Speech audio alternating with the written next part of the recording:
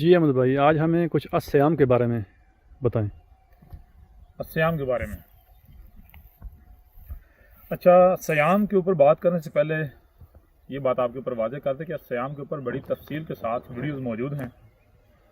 وہ آپ چینل میں ویڈیو میں جا کے نیچے سکرول کر کے جائیں تو وہاں پر آپ کو سیام کے اوپر ڈیٹیل کے ساتھ جو ہے ویڈیوز مل جائیں گی۔ اس کے علاوہ جو لوگ اردو جانتے ہیں وہ ایسا کریں کہ الکتاب کو ڈاؤن لوڈ کریں اور الکتاب سے وہ الصیام کے بارے میں مکمل تفصیل کے ساتھ پڑھ سکتے ہیں۔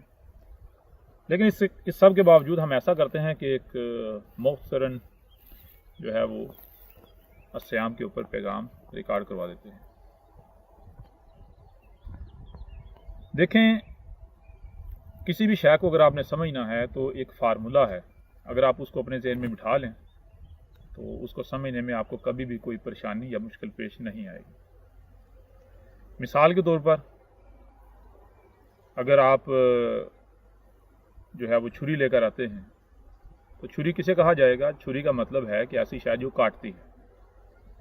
اگر وہ اشیاء کو نہیں کاٹتی، اس میں کاٹنے کی صلاحیت نہیں ہے تو اسے چھری نہیں کہا جائے گا، بے شک وہ چھری سے ملتی جلتی ہی کیوں نہ ہو۔ ایسے ہی آپ نے یہ جاننا ہے کہ الصیام جو ہے ان کا مقصد کیا ہے۔ جب تک آپ کو الصیام کے مقصد کا نہیں پتہ ہوگا تب تک آپ یہ نہیں جان سکتے کہ الصیام کیا ہے۔ تو الصیام کا مقصد کیا ہے، ہم اس کو دو پہلو سے آپ کے سامنے رکھتے ہیں۔ ایک پہلو ہے، جیسا کہ آپ جانتے ہیں، الصیام کے لیے ایک پورا مہینہ ہے جسے رمضان کہا جاتا ہے۔ رمضان کے آخر پر یعنی جب الصیام مکمل ہوتے ہیں تو الصیام کے بعد آتی ہے عید الفطر۔ عید الفطر آتی ہے الصیام کے بعد۔ اگر آپ نے یہ جان لیا کہ عید الفطر کیا ہے تو آپ کو خود بخود یہ واضح ہو جائے گا کہ الصیام کیا ہے۔ تو ہم ایسا کرتے ہیں، پہلے جانتے ہیں الصیام کی منزل یعنی عید الفطر کو۔ تو عید لفظ عین دال یعنی آدھا سے بنا ہے اور اسی سے عددہ ہے یعنی عدد، جس کو آپ کاؤنٹنگ کہتے ہیں۔ عید کا معنی ہے کہ آپ ایک مقام پر تھے، وہاں سے آپ پھسل گئے، واپس اسی مقام پر آ جائیں، یعنی عید کہتے ہیں جہاں سے آپ نے سفر شروع کیا، جہاں سے آپ ہٹ گئے، واپس اسی مقام کے اوپر آ جانا، اسے کہتے ہیں عید۔ اب الصیام کے بارے میں یہ کہا جا رہا ہے کہ الصیام ایسا عمل ہے، ایسا فعل ہے جس کے کرنے سے آپ جہاں سے ہٹ گئے تھے واپس وہیں پر آ جاتے ہیں۔ اب سوال یہ پیدا ہوتا ہے کہ وہ مقام کون سا ہے، وہ مقام کیا ہے جہاں سے آپ ہٹ گئے تھے اور الصیام کے ذریعے آپ واپس اس مقام پر آ سکتے ہیں۔ اور وہ آگے آ جاتا ہے لفظ الفطر یعنی عید الفطر۔ الفطر وہ مقام ہے، وہ نقطہ ہے، وہ پوائنٹ ہے جہاں پر آپ کبھی تھے، آج جب وہاں پر نہیں ہیں، وہاں سے ہٹ چکے ہیں، واپس اسی نقطے پر آنے کے لیے رب نے آپ کو جو فارمولہ، جو طریقہ بتایا ہے وہ ہے الصیام۔ اب الفطر کیا ہے؟ الفطر جو کہ فاترہ سے ہے، فاترہ کہتے ہیں کہ رب نے جس شے کو جس طرح جیسا جس مقام پر تخلیق کیا، یعنی کہ خالصتاً رب کی تخلیق، ٹھیک ہے، جس میں کسی بھی قسم کی کسی کی کوئی مداخلت نہ ہو، کوئی ملاوٹ نہ ہو۔ اور اسے اور اگر ہم آسان کریں تو فطر کہتے ہیں فطرت کو، نیچر کو۔ یعنی الصیام کیا ہے؟ الصیام وہ فارمولہ ہے، وہ طریقہ ہے جس کے اوپر عمل کرنے سے، جس کو اپنانے سے آپ واپس فطرت پر آ جاتے ہیں، آپ واپس ویسے بن جاتے ہیں جیسا آپ کو رب نے تخلیق کیا تھا، پہلے تخلیق کیا تھا۔ ٹھیک ہے جی۔ اب سوال یہ پیدا ہوتا ہے کہ جس کو بھی یا جن کو الصیام کہا جاتا ہے، کیا ان کے کرنے سے آپ واپس فطرت پر آتے ہیں؟ اگر تو آپ واپس پلٹ کر فطرت پر آتے ہیں، بالکل ویسے بنتے ہیں جیسا رب نے آپ کو تخلیق کیا تھا تو وہ الصیام ہے۔ اگر آپ ویسے نہیں بنتے تو پھر وہ الصیام نہیں ہے۔ ٹھیک ہے جی؟ جی بالکل۔ ایک پہلو سے ہم نے آپ کے اوپر واضح کیا کہ الصیام کیا ہے۔ اس سے ایک اور بات بھی آپ کے اوپر واضح ہو جائے گی، جب آپ کہتے ہیں عید الفطر تو اس کا مطلب یہ ہے کہ رب نے آپ کو فطرت پر تخلیق کیا تھا، آپ فطرت سے ہٹ گئے اور آپ کو کہا جا رہا ہے کہ واپس فطرت پر آ جاؤ۔ واپس فطرت پر آنے کے لیے جو طریقہ ہے، جو فارمولہ ہے، وہ ہے الصیام۔ الصیام کرنے سے بندہ واپس فطرت پر آ جاتا ہے، یعنی بالکل ویسا بن جاتا ہے جیسا رب کو درکار ہے، جیسا رب کی چاہت ہے، جیسا رب نے تخلیق کیا تھا۔ یہ ہو گیا ایک پہلو سے۔ اب آتے ہیں دوسرے پہلو کی طرف۔ تو آپ دیکھیں قرآن کیا کہتا ہے الصیام کے بارے میں۔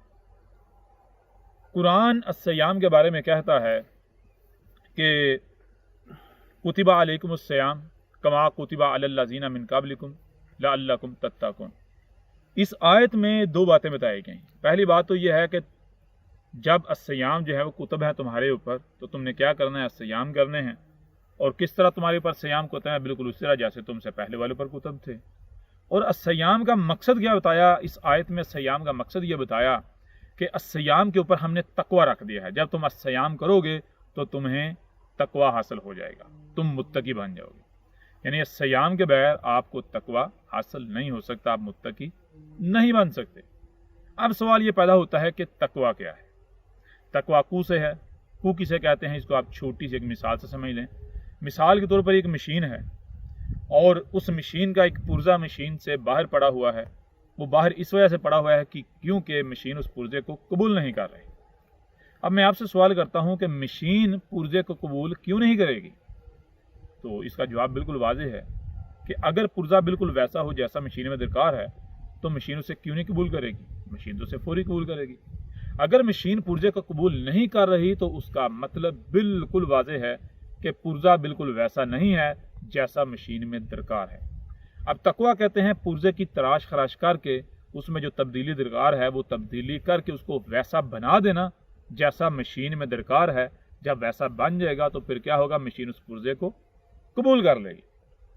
یعنی تقوی کہتے ہیں تراش خراش کر کے اپنے اندر جو تبدیلی چاہیے، جو تبدیلی درکار ہے، وہ تبدیلی کر کے اپنے آپ کو بالکل ویسا بنا لینا جیسا کہ آپ رب کو درکار ہے۔ تو اب غور کیجئے گا، جب ایک پرزہ جو ہے مشین سے باہر پڑا، جب اس کی تراش خراش کر کے اس کو بالکل ویسا بنا دیا جائے گا جیسا مشین میں درکار ہے، اور مشین اسے قبول کر لے گی، تو کیا اس کے بعد پرزے کو کسی قسم کی کوئی فکر ہوگی کہ میں کیوں وجود میں لایا گیا، میں نے کیا کرنا ہے، میں نے کیا نہیں کرنا، کب کرنا ہے، کتنا کرنا ہے؟ کیا کسی بھی قسم کی فکر پرزے کو ہوگی؟ پرزے کو پر رہ جاتی ہے؟ تو اس کا سوال بالکل واضح ہے کہ نہیں۔ جب پرزہ جب تک مشین سے باہر پڑا ہے، جب تک مشین اسے قبول نہیں کر رہی، تب تک پرزے کو فکر ہوگی کہ میں یہاں کیوں ہوں، میرا مقصد کیا ہے، میں کس مقصد کے لیے تخلیق کیا گیا ہوں، وہ مقصد پورا کیسا ہوگا۔ لیکن اگر پرزہ مشین میں جو اس کا مقام ہے وہاں فٹ ہو جاتا ہے تو پھر وہ تمام تر سوچیں، فکریں، تمام تر ذمہ داری مشین کے اوپر عائد ہو جائے گی۔ یعنی پرزے کی رہنمائی کرنا مشین کی ذمہ داری بن جائے گی۔ اس کے بعد پرزے کو کسی قسم کی فکر، ٹینشن کی، سوچنے کی کوئی ضرورت نہیں ہے کہ میں کیوں وجود میں لایا گیا۔ مشین جب چاہے گی، جتنا چاہے گی، اس سے کام لے گی۔ پھر آپ کے اوپر یہ بات بھی واضح ہو جاتی ہے کہ جب پرزہ مشین میں اپنے مقام پر فٹ ہو جاتا ہے تو پھر پرزہ کوئی بھی عمل کرتا ہے تو وہ عمل پرزے کا نہیں ہوگا، بلکہ وہ عمل مشین کا عمل ہوگا۔ ٹھیک ہے نا؟ بالکل عین اسی طرح جب آپ الصیام کرتے ہیں، یا صیام وہ طریقہ ہے، وہ فارمولہ ہے، وہ پروسیس ہے جس میں آپ اپنے آپ کو ڈالیں گے تو آپ کی تراش خراش ہو کر آپ بالکل ویسے بن جائیں گے جیسے آپ رب کو درکار ہیں۔ جب آپ ویسے بن جائیں گے تو پھر نہ صرف رب آپ کو قبول کر لے گا مشین کی طرح جیسے مشین پرزے کو قبول کرتی ہے، بلکہ اس کے بعد آپ نے کیا کرنا ہے، کیا نہیں کرنا، کب کرنا ہے، کب نہیں کرنا، آپ تمام تر فکروں سے، پریشانیوں سے آزاد ہو جائیں گے۔ اس کے بعد آپ کا ہر عمل رب کا عمل ہوگا۔ آپ کو کسی بھی قسم کی کوئی سوچ، کوئی فکر، کوئی خوف اور غم لاحق نہیں رہے گا۔ آپ تمام تر فکروں سے، سوچوں سے، غم اور خوف سے آزاد ہو جائیں گے۔ اب ایک چیز آپ کے اوپر واضح ہوتی ہے، وہ یہ ہے کہ تقوی آتا ہے الصیام کے ذریعے۔ یعنی الصیام ایسا عمل ہے، ایسا فعل ہے جس کے کرنے سے بندے کی تراش خراش ہو کے بندہ بالکل ویسا بن جاتا ہے جیسا رب نے تخلیق کیا تھا۔ جب ایسا بن جاتا ہے تو پھر نہ صرف رب اسے قبول کر لیتا ہے، بلکہ اس کے بعد وہ تمام تر فکروں سے آزاد ہو جاتا ہے۔ اس کا ہر عمل رب کا عمل بن جاتا ہے۔ بلکہ آپ کے اوپر یہ بات بھی بالکل کھل کر واضح ہو جاتی ہے کہ تقوی آنے سے، یعنی الصیام کے کرنے سے تقوی آنے سے کیا ہوتا ہے रहनुमाई जो है वो रब करना शुरू हो जाता है।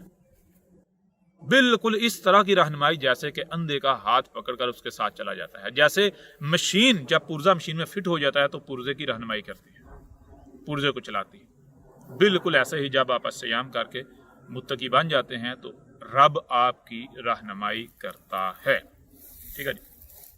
अब यही चीज आप कुरान में देखें। कुरान के शुरू में सूरह अल बकरा है। सूरह अल बकरा में क्या कहा? अलिफ लाम मीम ज़ालिकल किताबु ला रैबा फीही हुदल लिल मुत्तकीन। कहा गया अलिफ लाम मीम ये नहीं, अलिफ लाम मीम वो अल किताब है। सबसे पहली बात तो ये है कि आप देखें कि अल किताब किसे कहते हैं। आज तक अल किताब किसे समझा जाता रहा। आपके जो सामने किताब मौजूद है वो अल किताब नहीं है, बल्कि वो अल कुरान है। वो कुरान है, हाज़ल कुरान। कुरान का मतलब क्या है? कुरान करा से है, करा कहते हैं पढ़ने को। कुरान का मानी है कि वो इल्म जो कहीं से पढ़ा गया है, कहीं से हासिल किया गया है। अल किताब तो कहते हैं उसे जो इल्म का सोर्स है, इल्म का अव्वल माखज है। तो इल्म का अव्वल माखज क्या है? ठीक है, जहां पर वो इल्म मौजूद है, जहां पर इल्म मौजूद है वो है अल किताब। जो इल्म का अव्वल सोर्स है वो है अल किताब। तो आप गौर करें, किसी किस्म के इल्म को ले लें, उस इल्म का जो अव्वल सोर्स है वो बताएं, क्या वो ये कुरान है या फिर ये कायनात? तो आपके ऊपर ये बात बिल्कुल खुलकर वाज़ेह हो जाएगी कि अल किताब ये कुरान नहीं बल्कि ये कायनात है। मिसाल के तौर पर दरख्त कैसे वजूद में आए? ये अगर कहीं पर लिखा हुआ है तो वो इल्म अव्वल सोर्स नहीं है, वो असल माखज नहीं है, वो बुनियाद नहीं है कि जहां से वो इल्म अखज किया जा रहा है, बल्कि वो वहां पर भी इल्म कहीं और से आया है। जहां से वो इल्म आया है वो है अल किताब। तो दरख्त के बारे में सबसे पहले इल्म कहां से आया?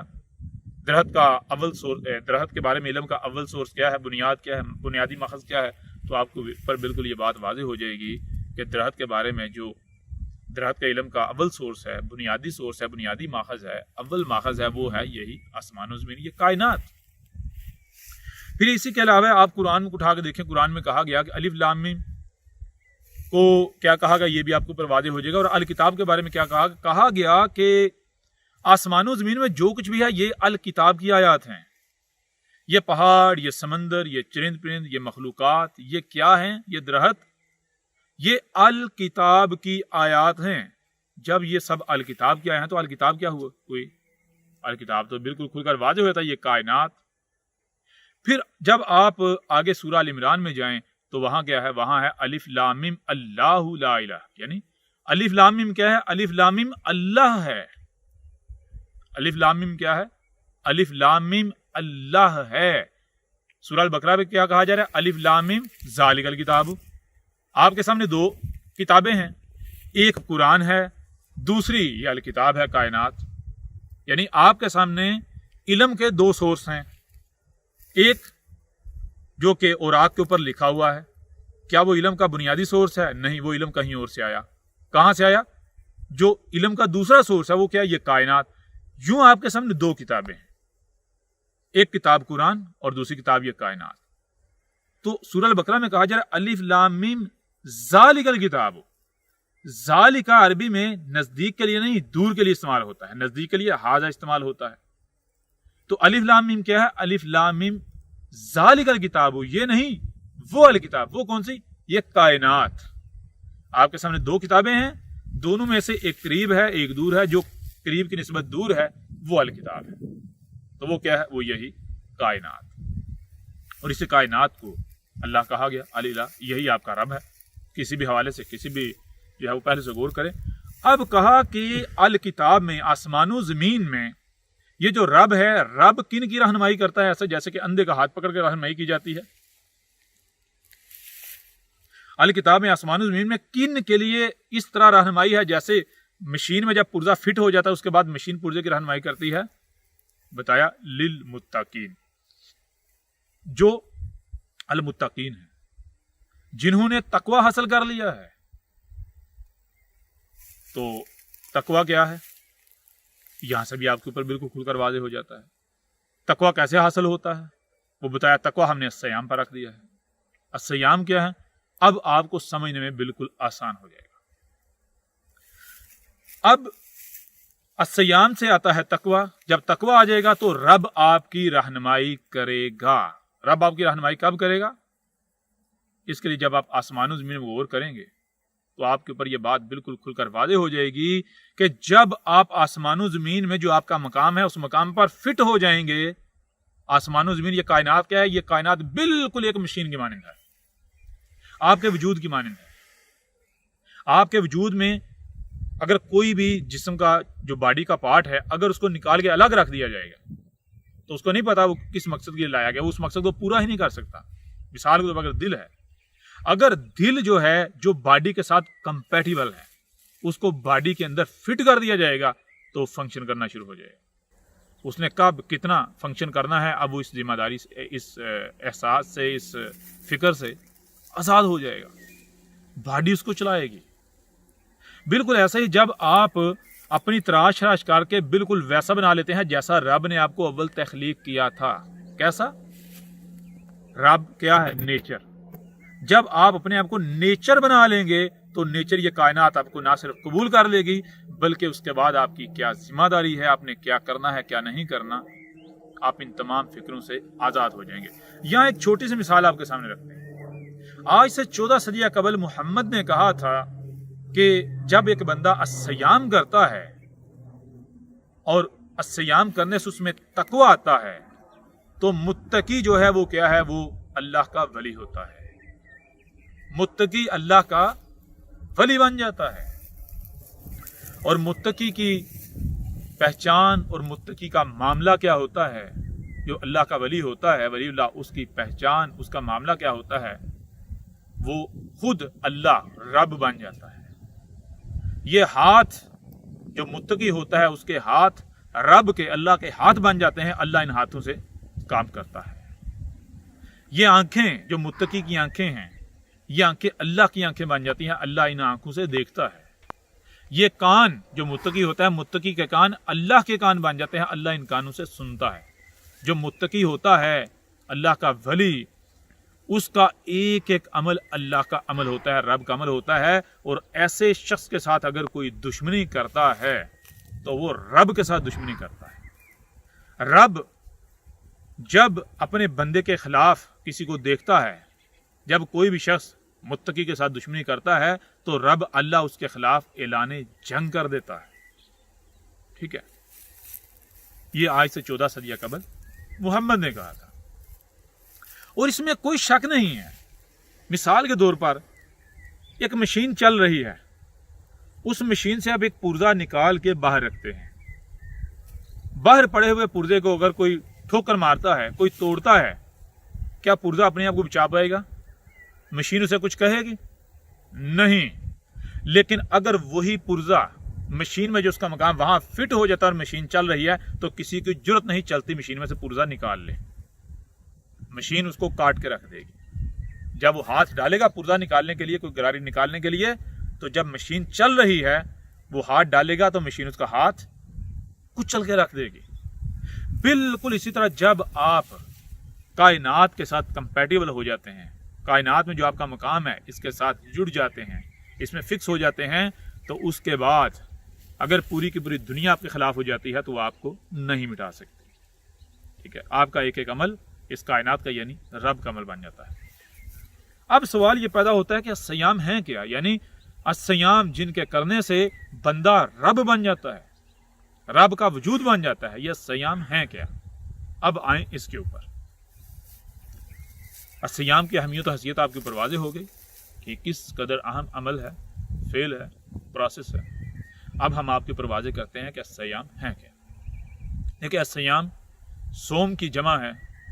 सोम सुम से है और सुम कहते हैं स्टॉप, रुकने को। इसको एक मिसाल से समझ लें।